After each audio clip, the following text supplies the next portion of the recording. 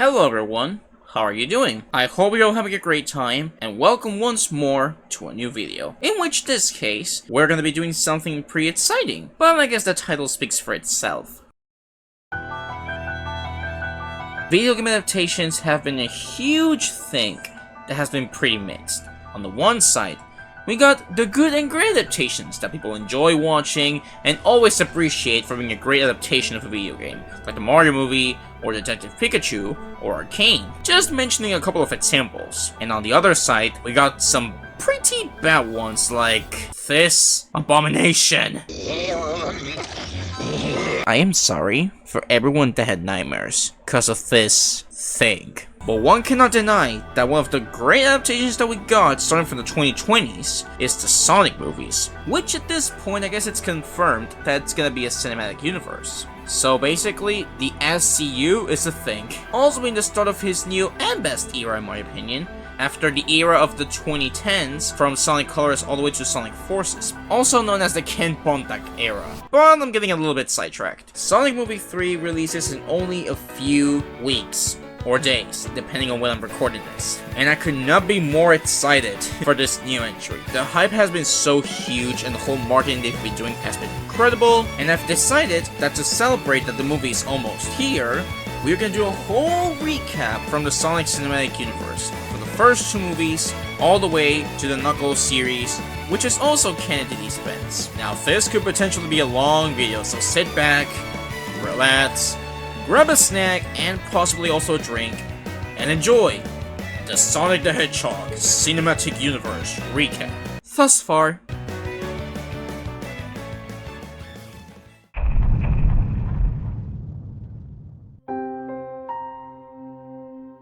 our journey would start around the times between 2013 until 2019, or at least as far as I know, since I've done some research before recording this. Around 2013, Sony Pictures Entertainment acquired the rights to produce and distribute a film based on the Sonic franchise. Around June 2014, a live-action film was announced as a joint venture between Columbia Pictures and Mars Animation Planet, which would probably be related to our blue friend.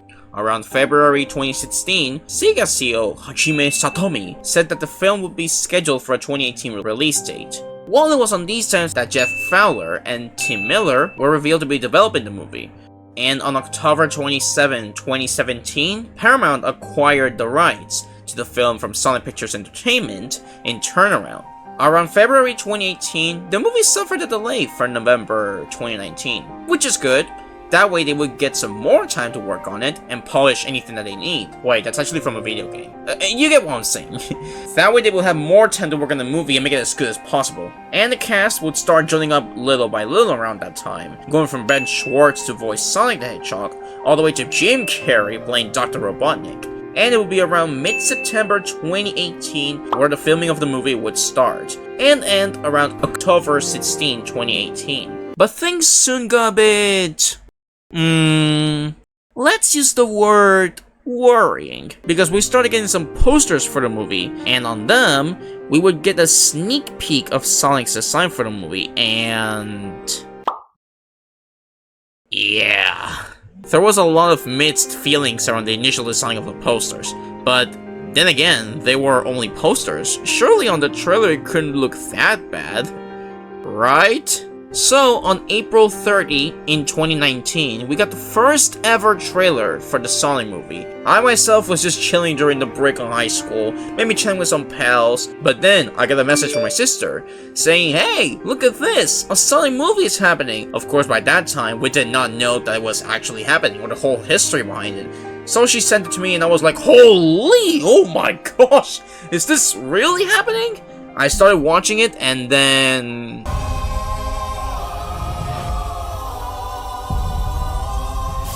gotta go fast. What in the world is this thing? This was Sonic? Obviously, most of the fans, not to mention everyone, had a negative view for the trailer, but not for everything they had, no. For example, James Marsden as Tom Wachowski looked pretty good, and Jim Carrey as Robotnik was like the best thing of the trailer. But obviously, the main reason of the negative view was This abomination. So on May 2nd, 2019, Jeff Feller announced that they would redesign our little blue friend in response of the heavy criticism, which means they listened to us? And thus it would delay the movie from November 8, 2019 all the way until February 14, 2020. So basically for Valentine's Day. And so we were in months with no response until November 12, 2019, where we got a new trailer with the brand new design, and bruh, that looked so much better than before. So much that most of us reacted like this. Is this even the same movie? Crazy how this was such a wild ride in the making.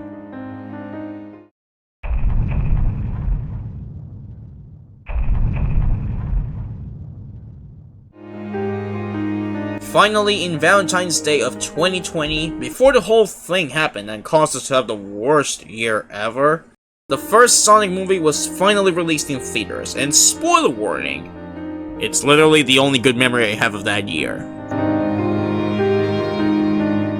Our story would begin with a chase sequence. Sonic is running through the cities while being chased by Eggman, and then the whole time stops and he says, "Yep, that's me. You're probably wondering how I ended up in this situation." But we are too far ahead, so let's rewind time. And thus, we are transported to the past, leading us to Sonic's origin story. And we can see our blue little friend Sonic having the time of his life running around Green Hill. Even though he has been warned to keep his powers in secret. And so one day, he goes to visit Longclaw, which is a new character for the cinematic universe. And so after she tells Sonic the magical words, "With great power comes great responsibility." And while Sonic makes a reference to Obi-Wan Kenobi and says, "Doesn't matter, no one saw me cause I'm the fastest guy alive," and offers her a flower, they're suddenly ambushed by some mysterious warriors, which then we would learn that these were part of the Echidna tribe. Longclaw attempts to escape with Sonic, but one of the Echidnas manages to knock her down with an arrow, and while being wounded, she tells Sonic about how incredible his power is, and since there will always be someone who wants it, he needs to stay hidden, and so she opens a portal ring that leads to the Earth, and gives him a bag of rings, only to be used when absolutely necessary. But no more goodbyes, because the Echidnas are approaching. Sonic rolls over to the Earth while still wants to try to protect Longclaw, but it was too late. The ring closes. And this is how the journey begins.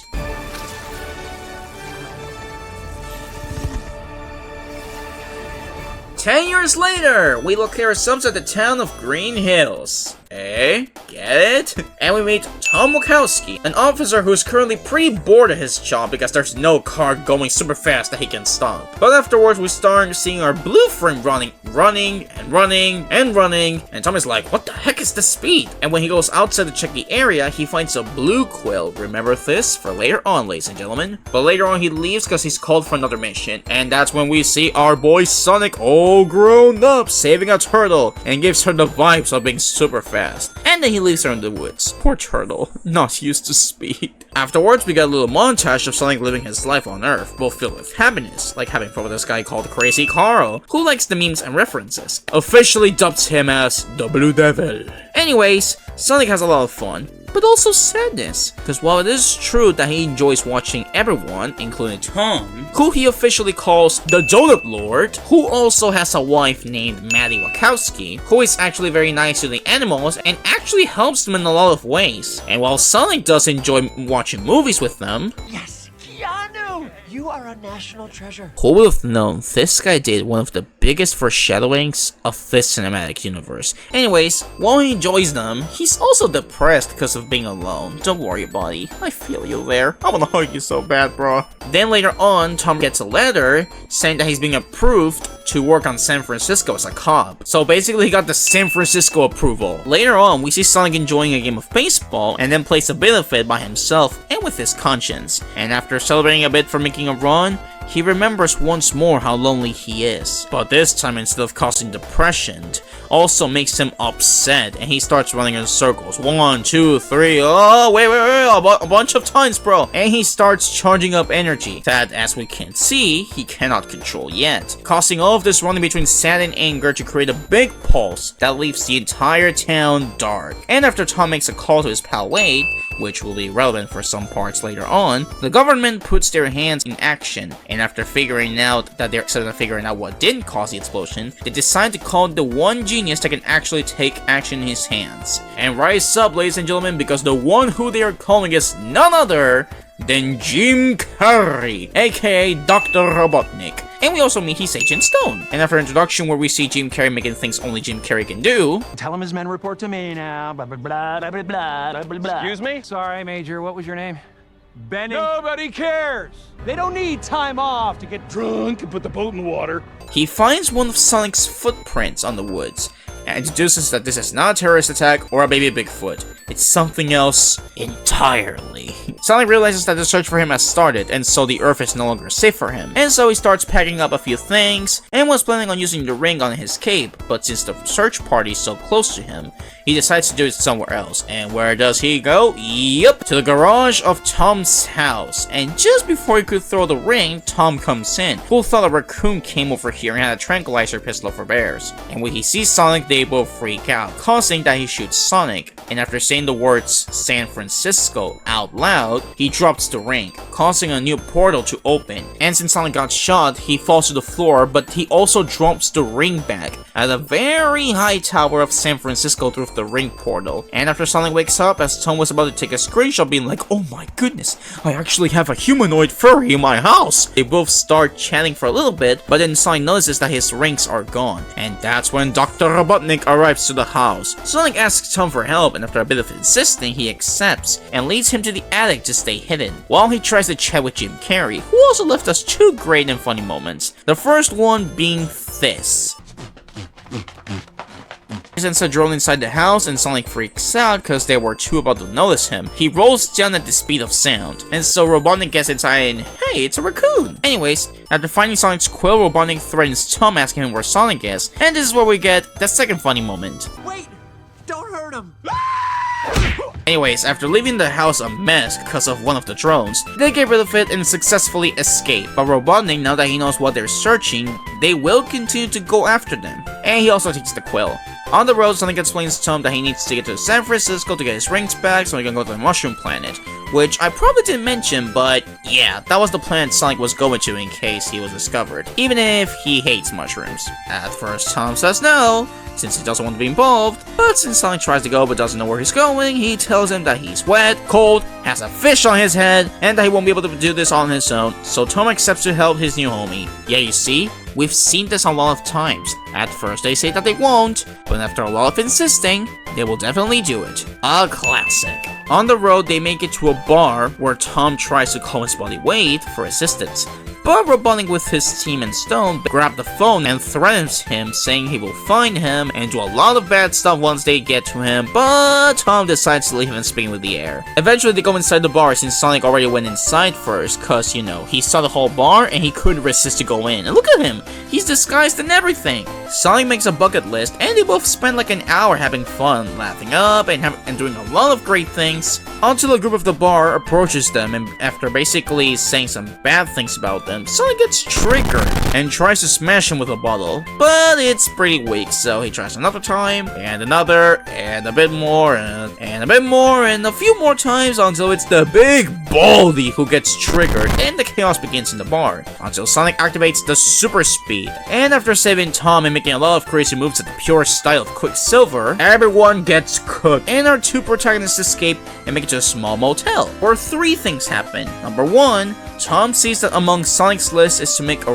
real friend. Number two, Tom is now all over the news and is stated to be a dangerous guy. Don't worry, cause no one's gonna remember that by the end of the movie. And third, after Sonic tells Tom what the Mushroom Planet is like after asking about it, he makes this joke. Well, look at it this way. At least you won't be the only fun guy.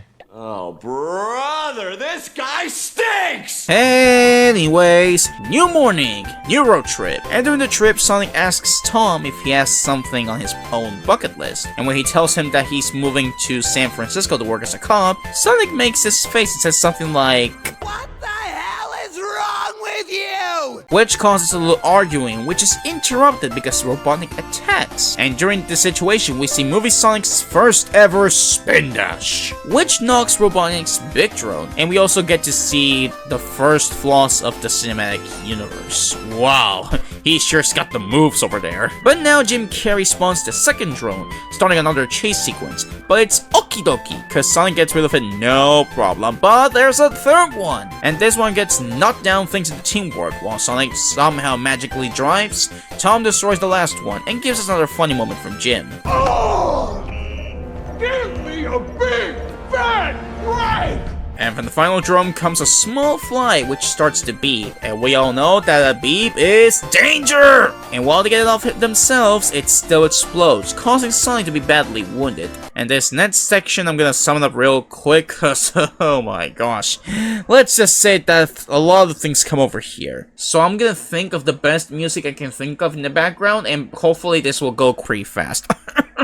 Tom takes Sonic to Rachel's house, who's super annoying in this movie. Thankfully, I think she was better done in the sequel, and it's also where Maddie is. Jim Carrey dominates the power of the quill, while jamming in the background. Tom and Maddie manage to help Sonic and he regains consciousness, and Jojo, Rachel's daughter, gives Sonic his iconic red shoes. Tom asks Maddie to help on the mission, and she says, sure, why not? They make it all the way to the building and recover the rings. And after a nice little farewell moment, Sonic throws the ring on to leave for the Mushroom Planet. And the movie would end right here. But it's too late, because Robotnik arrives with his machines and is fully powered up thanks to the quill. But no worries, because Sonic has a strategy to win. And the first part of this plan is to throw both Tom and Maddie off the building.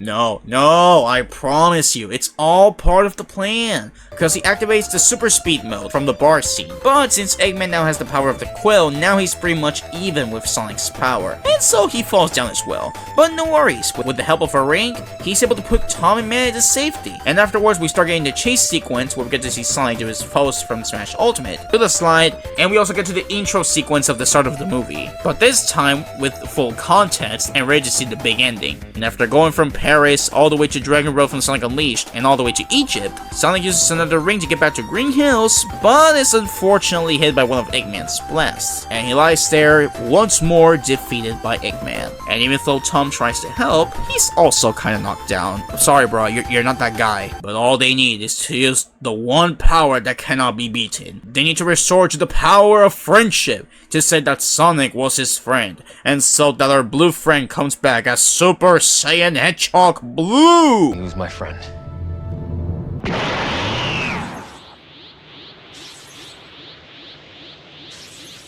And thus he's ready for the final battle of the movie.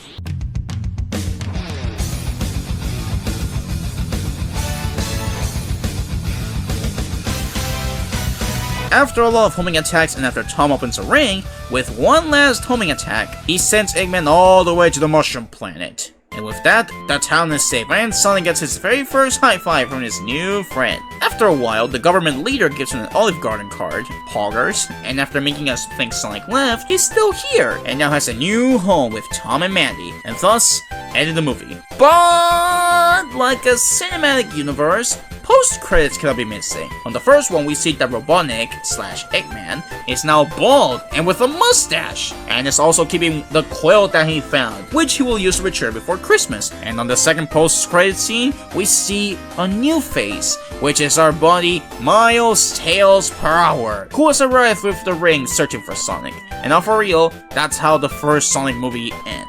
After a revisit for making this video, I still enjoyed watching this movie. It is true that I had some issues and it's far from perfect, but if you ask me, this was a really good start for the SCU, and honestly, this movie turned out way better than we all thought, especially after the initial design. A good and enjoyable movie to start the SCU. Love to see it, brothers. For me, it's a personal 9 out of 10. Really good movie, in my opinion.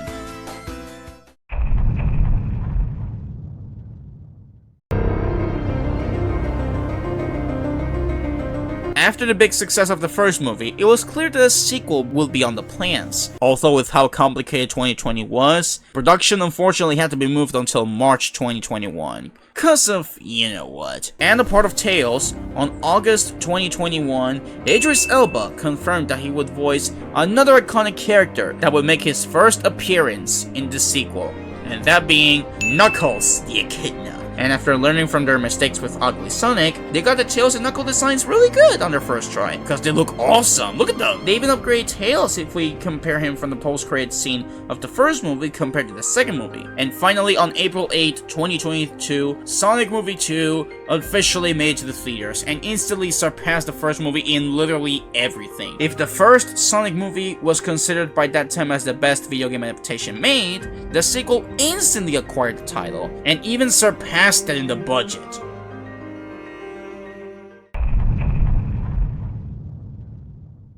Our story begins somewhere on the Mushroom Planet, where we see, holy cow, Sonic Chernobyl, is that you? We see Jim Carrey once again make things only he knows how to do. And we also see that he's been building a new machine with the Quill's power and sends a call for help, but also gets launched and ends up unconscious. Sometime later at nighttime, a ring portal opens, where some guys who could easily be part of the Star Wars universe appear. Like, seriously, look at this. It's like one of those swords from Star Wars. Anyways, Robotnik says, "Greetings!" and easily gets rid of all of them with no problem. Also thanks to a little assistance from Agent Stone, who is literally a stone. He then rushes to the ring to leave, go back to his planet, plot his plans for revenge. But that's when we see a new face once more. A new friend about to join the party, and that is our buddy Knuckles, the Echidna, who tells Eggman, "Where did you get that?" And then he replies with, From a little blue menace on the planet called Earth. and then Knuckles says, "Do you know the way to this blue menace?" And Robotnik replies, I'd be happy to show you the way. and with that, he now officially has a new ally. Back on Earth, we see our blue friend pretending to be Batman and trying to stop a robbery, but in the middle there's too much chaos. And let's just say that aside from pretending to be Batman, Blue Justice, that's his name, maybe even has a trademark. Anyways, after that whole incident, Tom gives him the Uncle Ben speech with, "Here it actually fits better." With great power comes great responsibility. And we also see the first time where Sonic cannot swim. This is canon. Later on, we see that Tom and Mandy are going to Hawaii to celebrate Rachel's wedding. Yup, the annoying sister from the first movie, but I promise, she's actually buried here. And they take a short trip thanks to Sonic's ring portal, and before saying goodbye, Sonic gives them one of his rings to travel back. Remember this for later. After they're gone, we see a couple of scenes at the pure style of Macaulay Culkin from Home Alone, where Sonic has the time of his life but makes the house a mess. But while he's having this huge party, we see a ring portal open, where we see our friend from the post-credits, who is now ready to officially take part in the movie, Miles Tails per Hour, or Tails for short, who came over here looking for Sonic. And speaking of Sonic, after cleaning the whole house, he receives a call from Tom. Bruh, imagine actually being able to talk to Sonic IRL. That would be insane. Anyways, after a little chat, we officially meet the future husband of Rachel, whose name is Randall. No, not this Randall! Anyways, at first he scares him for what happened in the first movie, but then it turns out he was kidding. What a jokester. And I guess Rachel and Tom buried a hatchet? Sort of? I guess they made the pieces? Later on, we see Sonic and Ozzy the donkey about to watch a movie, but the power goes off, and afterwards someone opens the door after destroying the lock, and it turns out that Eggman is officially back. Sonic doesn't know how he's back. After a couple of threats from Eggman, Sonic tries to engage, but little does he know, he has a new ally that actually overpowers him, that being Knuckles, who actually beats him up. He's even able to stop Sonic's spin dash, and as he has him where he wants him, he mentions the words ultimate power, and Eggman's all like, Light bulb. and right as Knuckles is about to finish him off, the police car comes to the rescue, who's actually Tails driving, who saves Sonic from a close one. And afterwards we get a chase sequence where Tails puts Sonic into context, mentioning that Knuckles is looking for something called the Master Emerald, which is the ultimate power that Knuckles mentioned back at Sonic's house. Eventually Knuckles catches up with them, but then they drop down, but intentional, and then get saved thanks to Tails' main ability, which is being able to fly, and Sonic and Tails gave it a name. Did your butt just turn into a helicopter? A budcopter.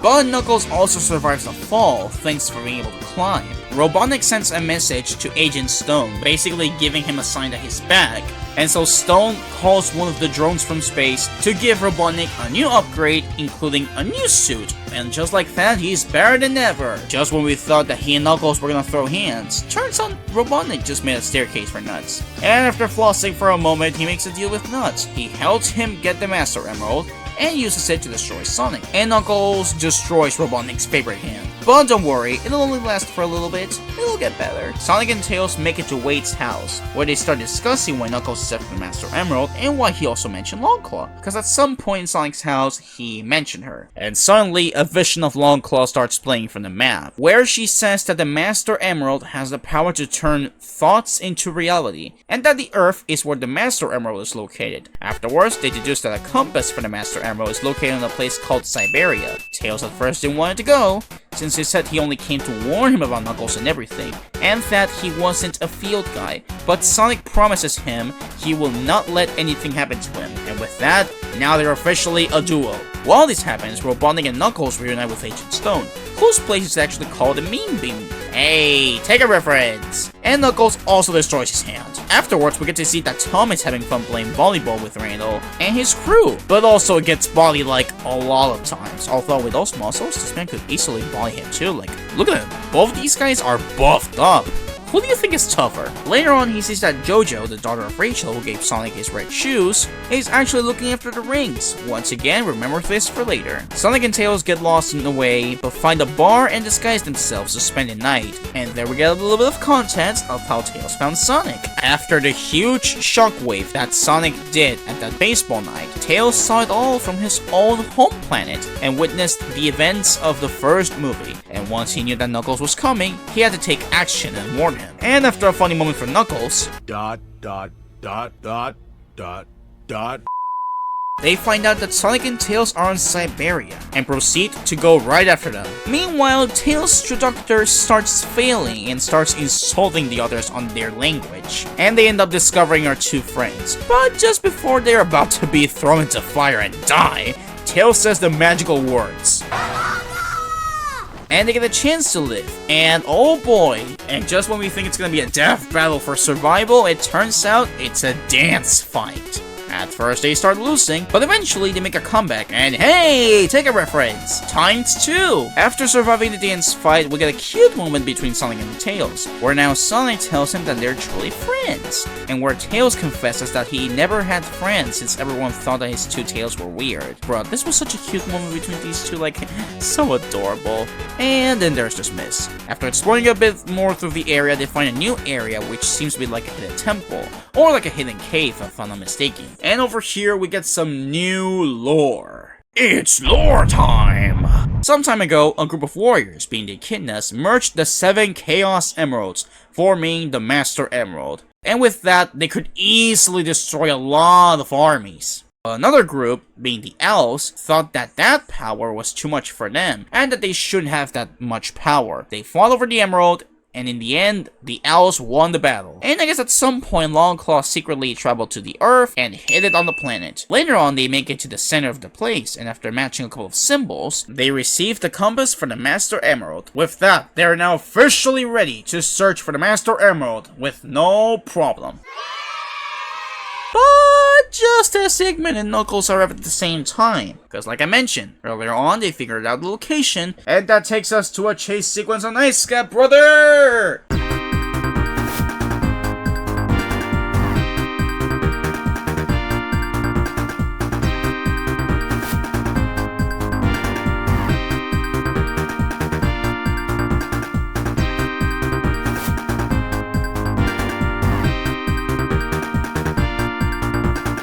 After the chase sequence and a bit of trash talking by Sonic towards Knuckles, Knuckles mentions how he lost everything because when they figured out Longclaw's whereabouts, his father stopped him from joining the fight since this wasn't his moment to honor his tribe. Sort of the same words that Tom told Sonic on the boat scene. While as over here, Sonic replies that they both lost everything that day. So we can confirm that Longclaw fought hard, and I guess she managed to get rid of all of the Echidnas? But that also means that she also died fighting them. So like, this is very rough for both of them. But before they can continue talking things through, Tails intervenes and tries to save Sonic. And when he tries to pass the compass to Tails, Eggman catches it in midair and then leaves Tails unconscious thanks to some missiles. And of course, Sonic worries for his friend. But what he doesn't know is that our little Futz friend has infinite lives. Cause look at the classic Sonic games. This man dies and then comes back after a few seconds. So he'll respawn eventually.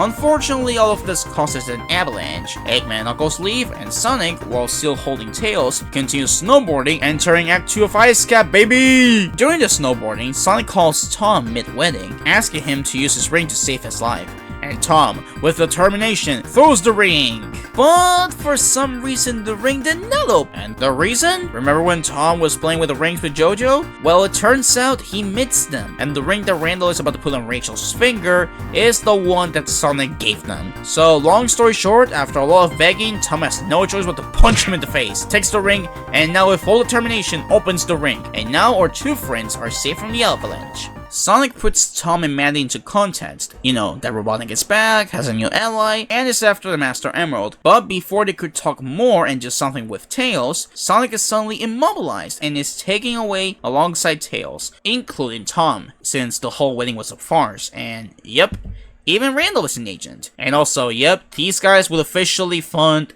GUN, aka Guardian Units of Nation, aka the ones who made that killer truck in Sonic Adventure 2. But thanks to Maddie, this guy is now also aware that Robotnik is back. Alright, so this next part I'm gonna sum it up real quick since there's not too much happening over here. So, long story short, JoJo finds that Tails' backpack was dropped, so Maddie and Rachel use it to sneak inside, but they divide into two groups. Maddie gets inside after getting rid of the guards to save Sonic, Tails, and Tom, and Rachel to find Randall to cook him up. But eventually Randall confesses that he does have feelings, so now it's all good. And Maddie manages to save Sonic and company. Quick sum up done, let's go back to normal format. Knuckles and Robotnik find the location to the Temple of the Master Emerald after inserting the compass. Since Tails is still conscious, Sonic feels guilty since he couldn't protect his new friend, and is now determined to make up for his mistake, and goes to face Knuckles and Robotnik on his own. Tails wakes up, says that they have to help him, since both of them don't know what he's facing, and the commander of GUN now believes them. Yay!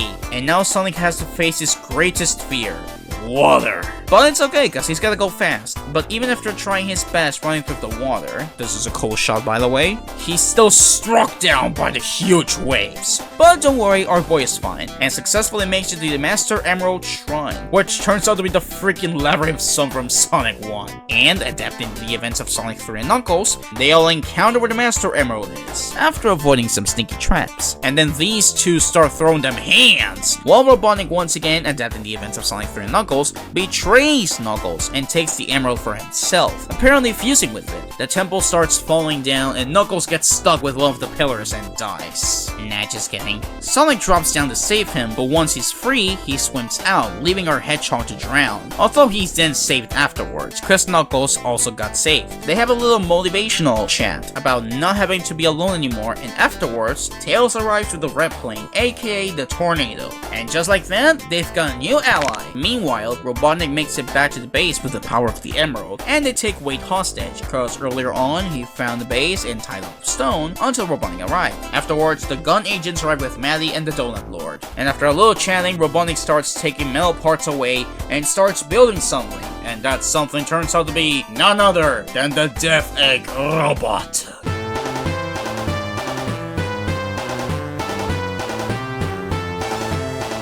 Sonic and friends arrive to the scene. They try their best to take down the robot, but while being separated, they're not able to do too much, until the three of them come to the conclusion that only working together is how they will win, as a team. And this is how Team Sonic is born.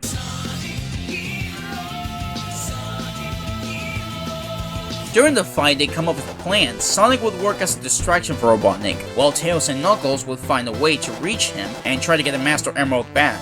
At first, it starts going great, but after revealing his evil plan, which is enslaving humanity and forcing them to serve as machines, he uses some laser eyes and gives Sonic a harder time, until eventually he's knocked down from a very high distance, which is when our two friends use this chance to start the plan. Tails uses some of his clones to distract him, and afterwards Knuckles punches the emerald out of him, and now they're all out of the robot. But Robotnik still has a backup energy, and still manages to control the robot. So Sonic tries to reach the emerald, and as he reaches it, before he's crushed by the robot, Tom and Maddie save his life, cause earlier on they borrowed a truck from someone, but still get knocked down by the big robot. But don't worry, they're all okay, nobody died here. Sonic tries to use the Master Emerald, but this one breaks, and he's like, no!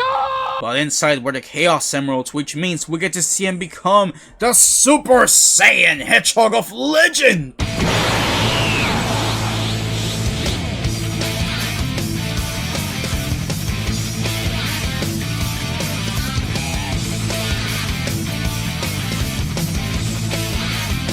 completely destroying Eggman. But don't worry, we'll see him again. And after making us think we would get something like Fleetway Sonic and being a jokester, Sonic spreads the emeralds around the world and goes back to normal. Knuckles fixes the Master Emerald, and they all make a vow to protect the Master Emerald and take care of each other. Ladies and gentlemen, Team Sonic is official now. To wrap up, they all enjoy a nice game of baseball, all united. Knuckles makes a home run, and they all go to get some ice cream. Look at Knuckles carrying Tails, it's so cute. And with this, the movie ends. But this is a cinematic universe, and of course, there's a post-credit scene where Robotnik disappears, and as Gunn is cleaning the whole mess, we see that Agent Stone is around the group. And suddenly, one of the agents tells the commander that while they were erasing Eggman's data, they found something else. Some coordinates from over 50 years ago. And that's where we see a capsule open, and we can see a black and red hedgehog about to wake up. This being the main star of the next movie, Shadow the Hedgehog.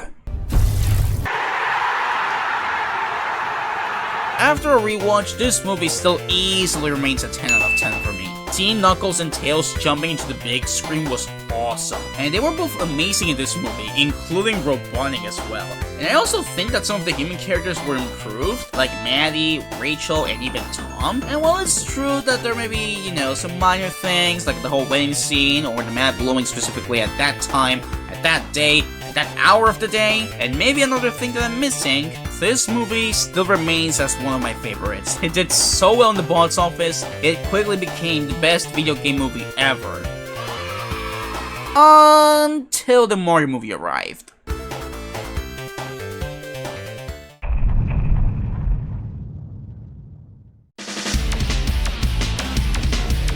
And this takes us to this current year, with Sonic Movie 3 on its way. On May 2023, it was confirmed that the writing for the film had been finished prior to the 2023 Writers Guild of America strike. Since unfortunately, the whole 2023 SAG-AFTRA strike happened. Like, it was a complete mess over there. Thankfully, the whole thing ended on November. Production with physical actors started, as revealed with a promotional image showcasing the lower body of Shadow the Hedgehog. But fortunately, after the whole strike ended on November of last year, the production with the physical actors started, since they actually went on without them with the Sonic characters before the actors. Or at least as far as I'm concerned, the whole strike that happened was a complete mess. And it was in February of this year that Jim Carrey confirmed that he would reprise his role as Dr. Robotnik. Because at first he was like, thinking of retiring. But he's back for this third movie, baby! And fortunately, after the strike ended, Paramount was able to continue to work on the movie with every single thing. And now it's earning to be the hypest and possibly the best of the SCU so far. But before reaching this third part, there's a certain someone who received a 6th episode of the series, which would work as a prequel to Sonic Movie 3. Our story begins with Knuckles doing a little bit of parkour in the woods. Hey, look at this sign. Then we see Sonic make a summary of the whole second movie, which I just made. Then he makes it back home and, oh boy, first time seeing his digging ability, he attacks a couple of carpenters who were working on the house, thinking they were assaulting it. Maddie, Sonic, and Tails notice that while our two friends adapt great to their new home, Knuckles is having it a bit harder. Later on, Sonic tries to have a nice chat with him, telling him that they won the battle, and that he should relax. And at first, it seems to work. But in the end, he completely misunderstands it and makes a whole sanctuary on the freaking living room, making himself home, and kidnap the poor mailman. Poor guy, bro. Maddie ends up grounding him, and while he kinda resists at first, he then accepts it in the end. You don't want to see Maddie mad like this. Meanwhile, we reunite with Wade, who tries to win a bowling match, but he ends up losing and also gets humiliated by a tiny girl, making it so that Jack Sinclair, a new character and his good friend, kicks him off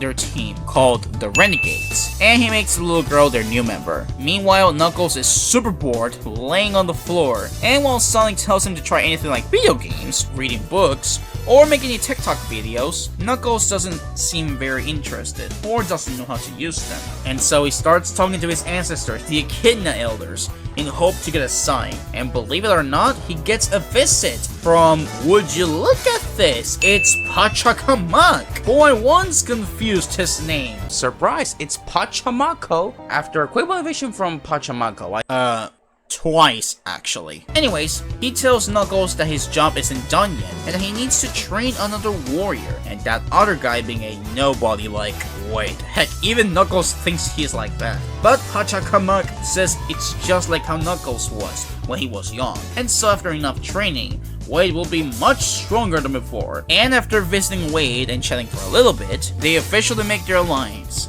And they start hanging out together. Knuckles enjoys some grapes, Wade makes a reference to Nicolas Cage with Knuckles' name, and later on, Wade tells Knuckles that his objective is to actually win the next bowling tournament at Reno, Nevada, and that he wants to prove himself. So they make it to a bowling stadium, where they are suddenly attacked by some ex-employees of Gon. These are Agent Mason and Agent Willoughby, who actually work for this man called the Buyer. Their objective is to capture Knuckles, to drain his power, and sell him for lots of money. And these guys can be pretty brutal. Look at what they did to one of their employees that got fired. They all start throwing them hands, but Wade is completely useless and all he does is hide. Eventually, at the point of the fight, Knuckles ends up being captured and sent to a nice house on a place called Ice Cap. Get it? Wade arrives to the place and attempts a plan to save Knuckles. And while it happened all great on his mind, with I Need a Hero in the background and everything, in practice in IRL, yeah. And yet after a lot of things happen, he ends up saving him.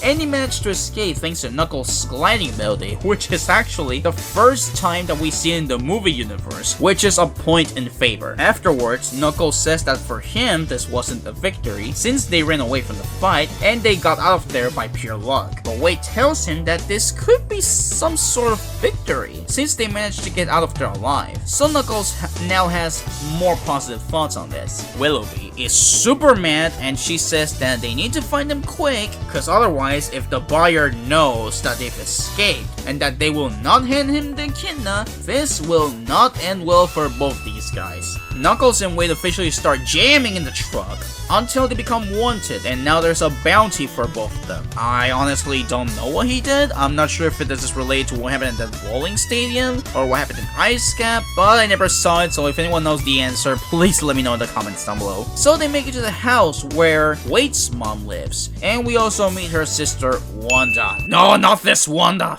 This Wanda, who actually hates his brother, and they don't get along pretty well. And spoiler, Rachel is no longer my least favorite. Now it's this girl. Sure, it's the classic I start annoying, progressively get better, but it's even worse than Rachel. I don't know, in my opinion, I didn't like her as much. Anyways, they get over there thinking they'll be safe, but we all know this will not last for long. At first, they both get scared to see Knuckles, but it's all good. They later on come in, and they all chat pretty nicely, and poor mom, while she really wants peace, these two brothers are not gonna make it easy for her. Turns out there's a dinner called the Shabbat dinner, since the family is Jewish, and Wade starts having Vietnam flashbacks about it. And then there's his goat. At first, Knuckles starts having a great time with the dinner, but things start to get a bit heavy, cause Knuckles starts telling Wade's mom about the fight against the owls and how his tribe was murdered, and Wade's mom mentions how her tribe also had tough times. Miss, a bit more and things are gonna escalate quickly. You need to chill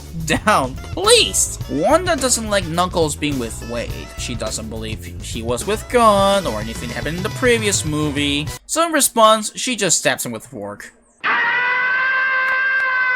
which causes him to leave, and honestly, I don't blame him. On a situation like this, I would leave too. A guy finds out about Wade being wanted, so they decide to go look for him to receive their reward. But don't worry, basically, we don't know who these guys are, and the whole series won't bother on telling us who they are or why they won their prize. Basically, they're just gonna be there for action scenes later on. They won't have it easy, but they will still try.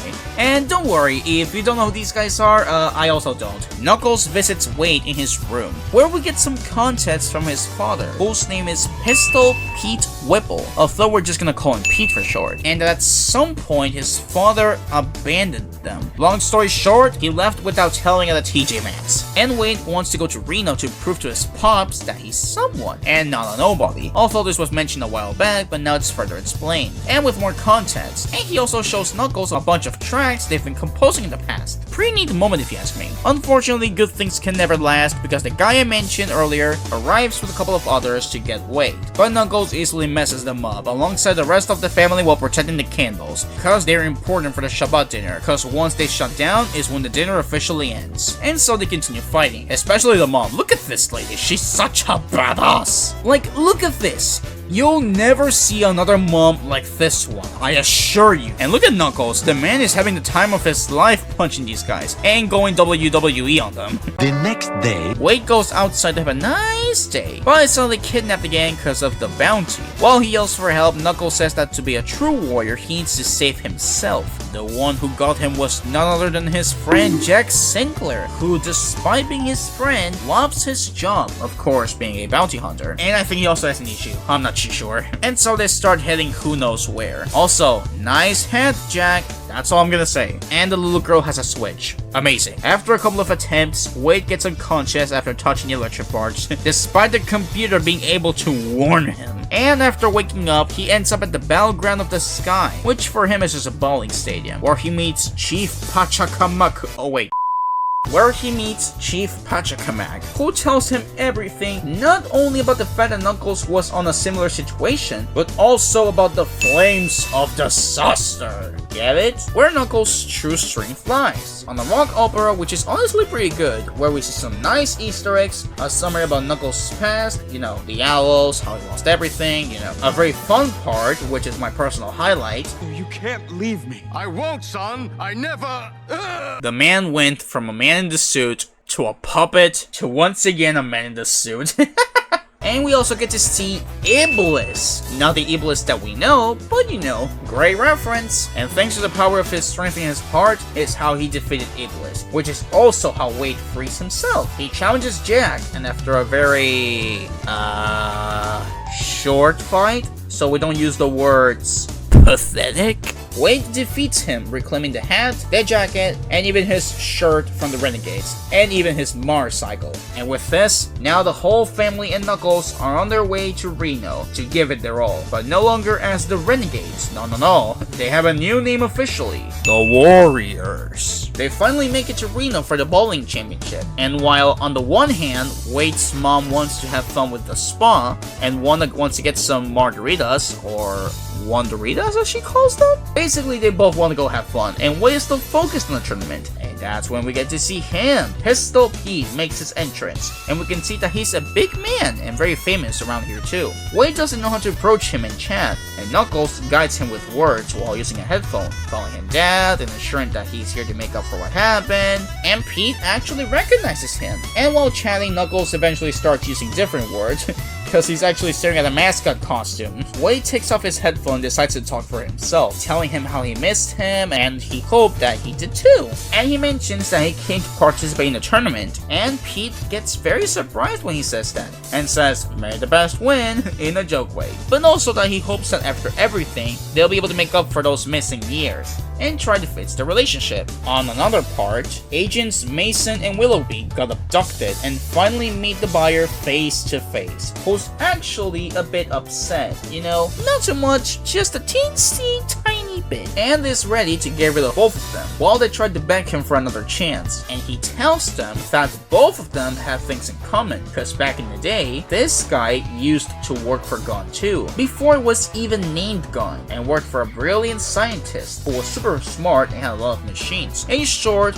our man here worked for Robotnik, until this last one met Sonic and lost his mind over it. We all know how it's going with these two. Apparently, Gon wanted to get rid of all of those who had a connection with Robotnik, and they nearly get rid of our pal here. In the end, he sold his weapons to the black market, and with all of this, he has built an empire. Willoughby once again tells him that if they get another chance at the Echidna, they will get him for sure. Also adding that they indeed have a lot of in common too, because she also worked for Gon, but they betrayed her as well. She used to study a lot of aliens, and then the events of Sonic 1 in San Francisco happened. She spent her entire life studying them, and also wanted to protect the planet, which is why she joined them. But she didn't notice that these guys did absolutely nothing with her. and instead, they just let them chill on the house with the Wachowski. In the meantime, that they keep letting quills with the thermonuclear power go loose every single time that they play or run. And when she tried to warn them, she got fired in the attempt. And this is where her hatred for Gun was born. All I have to say is that Shadow is about to wake up, and once he does, things are gonna escalate much higher than this. So this lady is easily preparing us for that moment. The buyer spares them and gives them one more chance, but the price has changed, and now their reward for bringing Knuckles will be their lives. Meanwhile, the bowling tournament starts, where we see Wade and his dad do their own moves, on a nice little montage of them doing lots and lots of strikes and knocking everyone down. In the end, it's Pete and Wade the only ones in the finals, which will be the next day. You can see that this guy is getting worried. After the game, while they're having a nice little drink, they start catching up on missing times, and his father mentions that he left because he was looking for something, and that only on the outside he will be able to find it, but that then he realized that the entire time he should have been looking for Dad at home with them. He made big mistakes, huge indeed, but in that time he never forgot him, and he shows him that he has his mixtapes that he composed. It seems to be going well for them. Wade is looking like he's ready to fix his relationship with his pops, and he says that he forgives him for what happened. Everything while the mom was looking, and only walks away without saying a single thing. Later, she goes to visit him in his room and gives him his own bowling ball that he used to have, wishing him good luck. And she also tells him that she saw him with his pops and tells him that it wasn't too easy to build a home despite him abandoning them, reminding him of how much he hurt her and Wade as well, and that when she saw them both and saw that look on Pete's face, she got worried that he would hurt them again. Wade only limits to say that he knows that they both had a difficult relationship, but that it's a different one compared to his own with his father. He is ready to fix his with his father and is taking a different path so far. The mom, all she can do is tell him to be careful and wishes him good luck. And as she's going to the elevator, we see that Agent Mason is there with them. So trouble is coming soon. Wade visits his pops at his suite, and you can tell he's super hyped with it, the views, the whole room, but then he tells him to follow him, that he wants to show him something, while acting super duper weird. And in midway, he starts apologizing, and we see that they indeed kidnapped both Wanda and the mom. This guy indeed stabbed them in the back once more, indeed being a schmuck and a traitor the whole time. So in the end, the mom was right to warn him, and basically the whole point of this is that he saw how well he was playing at the tournament, and he mentions that there can only be one Whipple at the arena, and obviously he's gonna do anything to keep his name. So he tells Wade that either bring the echidna to both agents, or he won't be able to avoid what happens to both Wanda and Mom. So basically, either give Knuckles to them or they die. At first, he's fine for his sister, but of course, with the mom, it's another story, and I agree. This woman, you do not damage her on my sight. Without any options, he accepts. Goes to pay a visit to Knuckles to send him upwards, with the phone in speaker so they can hear everything he says. And unfortunately for now, there's not much he can do with this issue. Knuckles goes with his hat, excited, without knowing that the agents are waiting for him in the next floor. Once again, being tricked, like what happened between him and Eggman in the second movie. Once the elevator opens, the agents open fire. They go all out on it. But after everything, oh, what's this? It turns out they knocked down the mascot costume we saw earlier. It was all part of the plan. Knuckles had a headphone the whole time and was ready for this. And now they all start throwing them hands. During the fight, Wade manages to free his mom, thanks to a key Tom gave him before. But the sister wants to save herself with a technique from the FBI, which involves dislocating her finger? Woman, let your brother save you and the pain will end. Heck, even the mom and Wade himself tell her that. Anyways, back to the exciting things. Stop hitting yourself! Stop hitting yourself! Stop hitting yourself! In the end, Knuckles has them on the ropes, and Willoughby shoots 2 of those rings she used on episode 1. This time, Knuckles repels them with a punch, sending both agents through them, leaving them out of battle. If I'm being honest, I don't think they're completely dead. But for now, they're out. In the end, they're all free, and Knuckles tells Wade that he needs to hurry down to his match and get revenge on Pete and basically humiliate him in the bowling match. At first, it looks like he's not gonna show up, but while celebrating early, that's when our brother comes in. And honestly, this part has a lot of trash talking between them. Seriously, it's insane, even the commentators are enjoying it. The match officially begins, and they both give it their all. And and Knuckles is watching the match while enjoying a nice piece of bread. But suddenly, the people start screaming. Knuckles goes outside to check what's wrong, and it turns out that the buyer finally takes action into his hands. The new mecha that he has built, and immediately starts bodying our body. Meanwhile in the match, Pete launches his last bowling ball, but one pin still stands, like we've waited at the start of the series.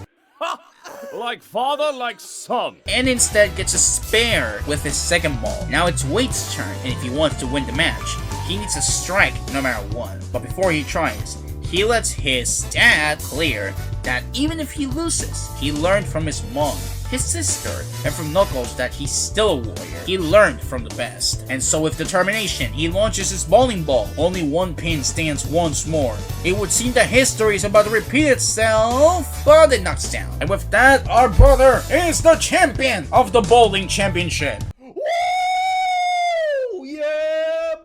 But no time to celebrate, because Knuckles is still getting bodied over there. Everyone goes to safety, and when Wade goes outside, the buyer already has Knuckles and starts draining all of his power. Once he has it all, he's ready to finish them both up, and Knuckles is pretty much almost dead. Wade challenges him, saying, "Mammy, bro." But of course, he's not gonna do much against him. But he gets assistance from his mom and sis, getting the gloves that the agents had, with a set of bowling balls, and starts throwing them balls at the buyer. That did not sound too right. Basically, he throws them at him. While Wade tells Knuckles that he taught him everything he needs to be a warrior and fight by himself. And he tells him that his inner strength comes from his heart, and now he has to unleash it once more, so Knuckles can continue to fight to protect his new friends and family. And something new that now he has to fight for, and that is a home. That makes Knuckles wake up, acknowledging that this planet is indeed his home. He recovers his power from the buyer, and with that, he's more than fired up and ready to go, unleashing the flames of disaster. The flames of disaster! Whoa, look at this attack! With his power and Wade's assistance, they both crushed the buyer with no problem. Not gonna lie, this was sick, but I wish it was longer. In the meantime, the commentators state that something like this happened in 1974, so 50 years ago, with someone similar to Knuckles, but that this one wasn't red. Is that a shadow reference? In the meantime, Pete tries to steal the trophy, but the family riots him, "Have this one for traitor!" Bro, this one is easily another of the GOATs. And with both warriors victorious, the series ends, with a post-credit scene showing how Wade made a new music disc, with the warriors sounding in the background, which is a true banger by the way. And Knuckles is also vibing for it, so much that this is indeed now his jam. And with that, the series officially ends. I only watched the series once before, like its entirety. In fact, I made a review about it like back in the day when it came out, and on that review I gave it an 8.5 out of 10. However, on this second watch in its entirety, I'm changing the score to an 8 out of 10. A solid one too. I'm not gonna extend it too much since I already made a review of it, and you know, you can check it out if you want. But some of the points have changed. So to keep it summarized, Wade and Knuckles as a duo, really liked it. Knuckles unfortunately was a bit away, giving more protagonism to Wade sometimes, like in episode 4, and that's why people call this the Wade Whipple show. Honestly, I see their point, and I wish that they somehow balanced it. You know, both characters had almost the same amount, or give some more of it for Knuckles, since this is his show. Speaking of Knuckles, Idris Elba continues to be great with the character, and seeing some of Knuckles' abilities like digging or gliding was awesome to see. The music is pretty good, with the warrior being a big banger, and the music track that sounds when Knuckles unlocks the Flames of Disaster goes kinda hard. The other characters, Pete, not too good. He's only there, being famous, his antagonist plot twist was kinda obvious, and gets defeated way too easy, while also not being a real threat. The buyer and agents were great, but I think they were a bit underused. I personally think their background story was good, but unfortunately they just need more presence to be great villains. But I still like them. The mom, golden, nothing else to say. The sister, I've already mentioned it, follows the same path of I start annoying, progressively get better, but I simply can't grow to like it. So to put it in short, pretty good series in my opinion, not as good as the movies, but pretty solid and acceptable in the cinematic universe.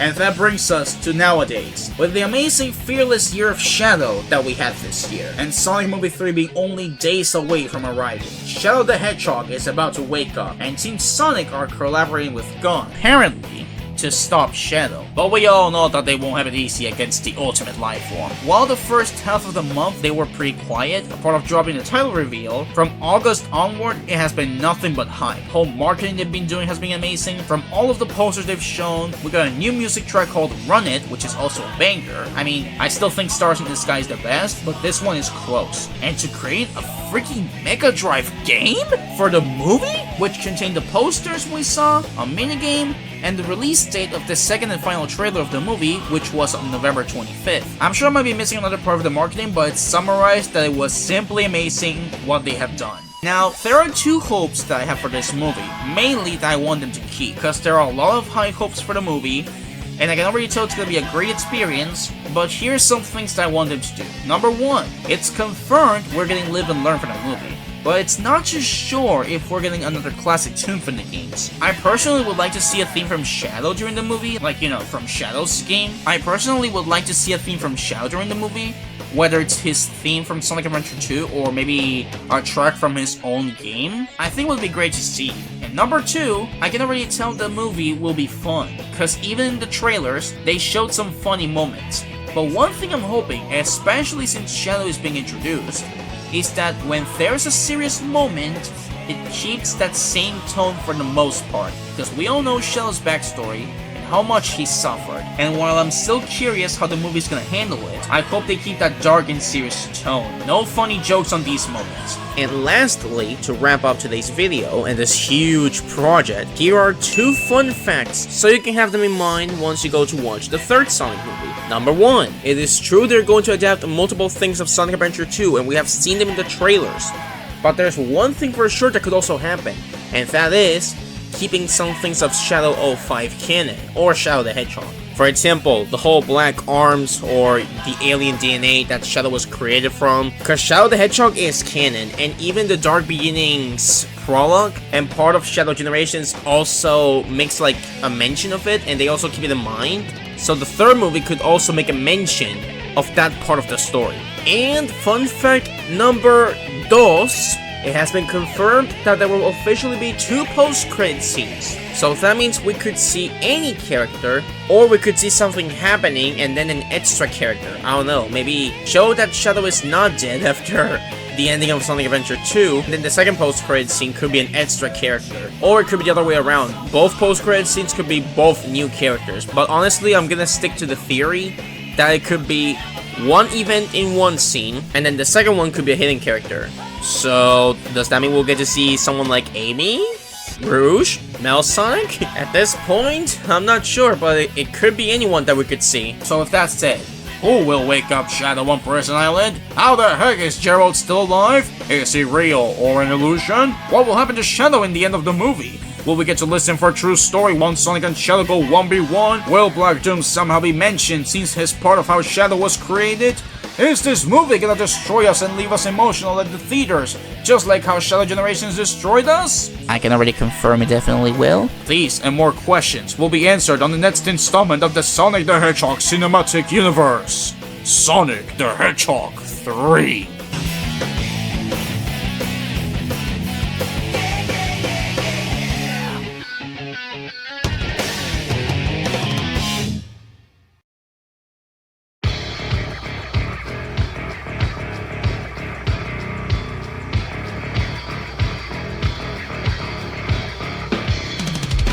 Hey guys, thanks so much for watching the video. This was a very huge project and probably one of the biggest videos I've ever done so far, and while it really took me a lot of time to get it done because I had this planned for a couple of months, and even if the script and editing took the most time, I still really enjoyed making it, and it was a lot of fun thinking of all of the ideas and everything that I had planned for this video, and so this is easily one of my favorite things that I've done. Because I also wanted to make something great for the cinematic experience, since not only was this the Fearless Year of Shadow, which was an amazing year as well, and reminded me why I love Shadow as a character so much, and why he's my favorite character in the whole franchise. Some of the info I shared regarding some of the history of the movies, or the specific dates of things that happened, will be in the description down below if you want to read them in more detail. I really hope you guys enjoyed this big video, and if you did, and you enjoyed this type of content, as well as related to Mario or Zelda, among others, then the least you could do is leave a like and maybe consider subscribing, since it really helps me and the channel a lot, and I really appreciate all of the support you give me. Nevertheless, thank you all once again for coming and watching. That's it for me, and I will see you in the next one.